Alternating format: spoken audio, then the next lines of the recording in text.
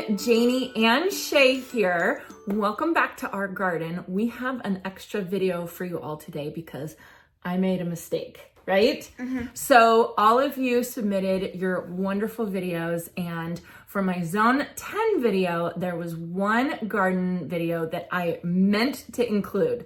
And I actually filmed it talking about Darla's garden, and I put it in my editing list, and I just somehow missed the clip. And it was just such a good video to talk about tropical gardening in Zone 10. I just felt like I had to include this. So this is kind of like a addendum or PS video for the video that I posted earlier today, which is my Show Me Your Gardens Zone 10 video.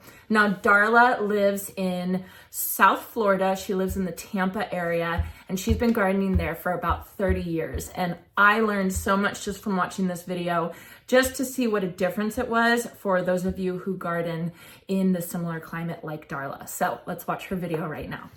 Hey y'all, my name is Darla and I live here in South Florida. I'm a Zone 10.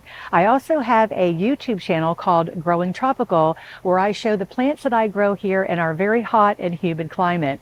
Now y'all, whether you're new to our area, you're full-time, part-time, or someone who's even considering moving here, before you dig into your garden, there are definitely a lot of things to consider. While living here in South Florida definitely has its challenges, it can also be very rewarding once you learn, I call it the key to the mint. And what I mean by that is there are just some basic things that I have definitely learned and continue to learn while I'm gardening here. Now, let me just tell you a little bit about my gardens. My husband and I, some years ago, decided that we wanted to have a full-on tropical landscape.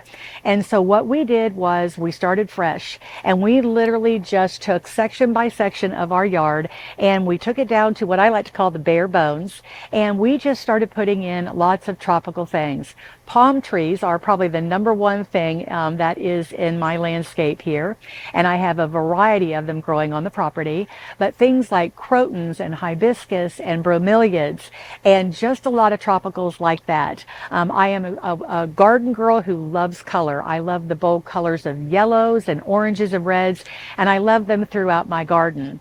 So what I'm going to do, you guys, is I'm going to go ahead and I'm going to give you a very good look at my garden and how it started and where it's actually evolved to.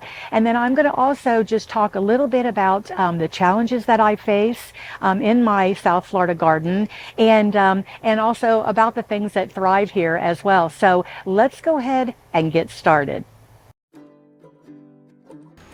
As for the plants that thrive in my garden, well, the palm trees, to name a few, like the queen, the foxtail, spindles, adonedias, or Christmas palms, are the anchors in my garden beds and grow underneath the canopy of these palms with things like bromeliads, copper bushes, Scheffler arboricola, and crotons.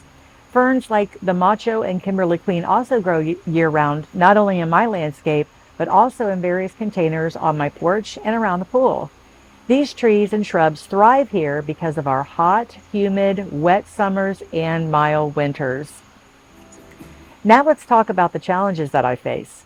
Gardening here in South Florida can be a challenge, whether you're new to the area or a longtime resident. All of my beautiful tropical landscape and tropical plants that thrive year-round in my South Florida garden don't come without its challenges, for sure. With all the rain showers during our hot and humid summers comes humidity-inspired fungus, along with year-round insects that can definitely cause a whole mess of trouble. This isn't only an issue with my plants, it's also on my lawn. Constant attention with insecticides and fungicides are always something that I try to get ahead of, but sometimes it's extremely difficult, and I end up hard pruning shrubs and pulling out annuals and perennials. This can at times be very discouraging for me, but I pick myself up and I look at a few pictures of my garden when it was in its prime and I move forward. Another thing that is a year-round debacle for me is weed control.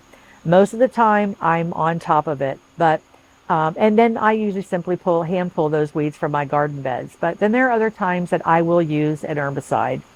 Other challenges that I face are our sandy soils. You know, it's kind of like putting water on a duck's back. While sand is great for drainage, it's not so great when it's the only ingredient. Amending my sandy soil with compost or store-bought garden soils has been instrumental in the survival of my plants. And, if I could offer one piece of advice for others that garden here in my Zone 10, well, I guess I would say, remember, we have 2 seasons here in South Florida, winter and summer. And knowing which kinds of plants to plant in those seasons, namely the annuals, are crucial to its survival. And the same holds true for planting things in a hot, full sun. Planting a winter annual just a little too early when temperatures are still too hot can be detrimental to its survival. And I'd also say that you want to pay very close attention to the big box store plant tags. Those tags are not always geared and accurate for South Florida gardeners. Instead, I would say stick closely to your locally owned and operated nurseries, especially if you're new to the area and or a beginner gardener. You and your plants will be happy that you did. Well, I really hope you guys enjoyed that little sneak preview of my South Florida landscape. And if you did, please join me on my YouTube channel called Growing Tropical, where I actually will dive into my landscape in much more detail. So now I'm very excited because I'm getting ready to go back out into my gardens, which I'm standing in right now, and plant some beautiful, beautiful winter annuals to add some really, really gorgeous color around here. But before I go, I just want to say thank you so much to Janie for being able to give me the opportunity to show my South Florida landscape to her as well as to all of her subscribers. So I hope to see all of you very soon. Bye. So see why I had to show you all that video? It was just too good. And again, I apologize, Darla. I don't know what happened. Well, I know what happened. I was in pain with my foot and I wasn't thinking clearly. So should not edit when I'm in pain with my foot. So Darla, thank you for educating all of us on tropical gardening in Florida. And I will link her YouTube channel down below. If you live in a similar climate as Darla, you definitely should follow her.